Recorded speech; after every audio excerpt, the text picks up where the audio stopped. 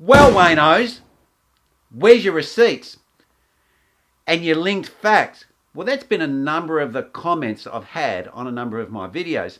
And I just wanted to do a response video to those comments because they're reasonable comments. Why don't I provide the number of failures? Why don't I provide the information to be able to substantiate what I'm saying? Well, anyway, let's roll that intro and let's just deep dive into that topic.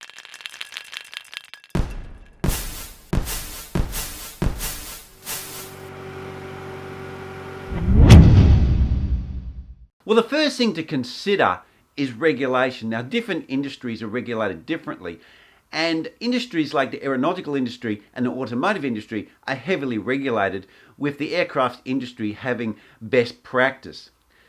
Now, many other industries don't have the same degree of regulation, so their parts and the way they're designed and the design regulations don't meet such stringent requirements. So pretty much it comes down to the basic laws like fit for purpose laws. So if a product's sold to a customer like myself and it's expected to perform as advertised, like if I buy a suitcase, it has to open, it has to be able to carry luggage, it has to have wheels on, it has a handle.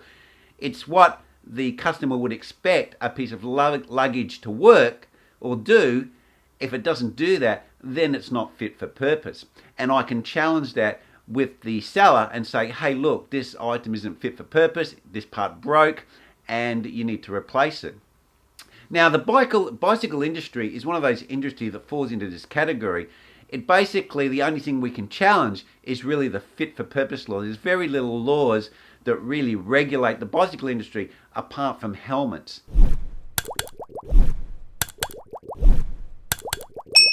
Now, if we talk about an automotive industry or the aircraft industry, obviously if there's an accident and it's related to a part's failure, then it needs to meet very stringent requirements, especially in the aircraft industry. But a bicycle really can be designed any way it likes, and if there's a failure, because the consequent and risk is much lower, the bicycle goes at a much slower speed, and bicycles are considered in some countries a semi-toy transportation device. So it hasn't got as such heavily regulated in those countries. Now, let's just say there's a potential failure of a product that happened, and that could have involved a very serious accident, or that failure occurred the person to run into the back of a truck, or some article that could inflict severe injury or harm or even death to that person. Well, you could actually say that that bicycle company could be held responsible. But to prove that, you would have to be able to prove in a court of law that the bicycle industry was aware that this product had a failure criteria. They're aware of it and they did nothing about it for them to be negligent in that product that they've manufactured. Now, this is where it comes back full circle to getting receipts and facts about failures and what these products are not doing or performing in the bicycle industry. So what do companies do to protect themselves from future litigation? Now, apart from the heavily regulated industries, most companies, as soon as they find a defect or a flaw, they do either of one or two things.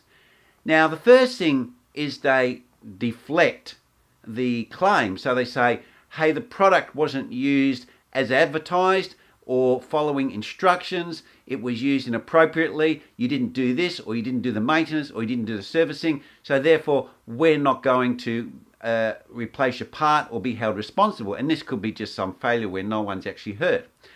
And then the second one is they inspect the product and they say, yes, there's been a failure, they give you a new product, and then the product that actually had the flaw, they destroy. And they would destroy any record of that item so it cannot be used or studied in the future as to be used as evidence in a claim against them. And this is the first thing that companies do, is grab the piece of article that could be incur some legal action against them, and secondly then destroy it. So where does this bring us to receipts and facts on Waynos video?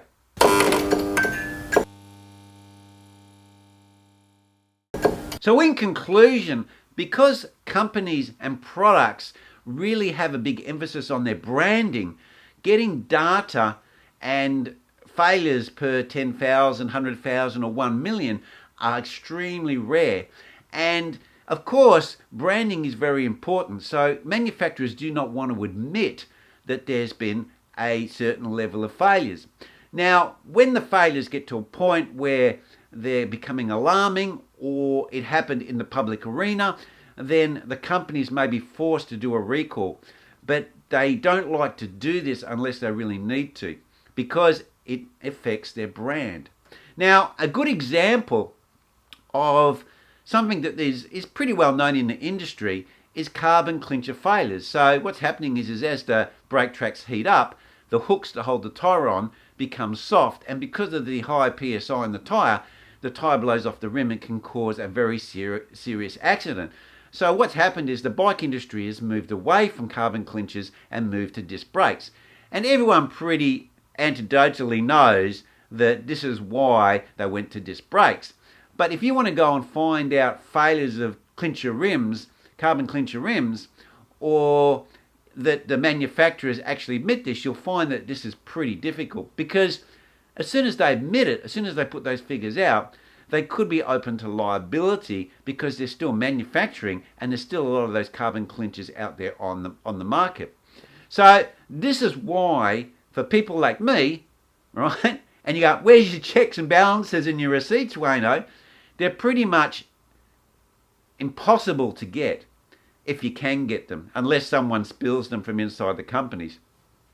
So I hope that clarifies, guys. Now, all I'm trying to do is give you some sort of awareness of products.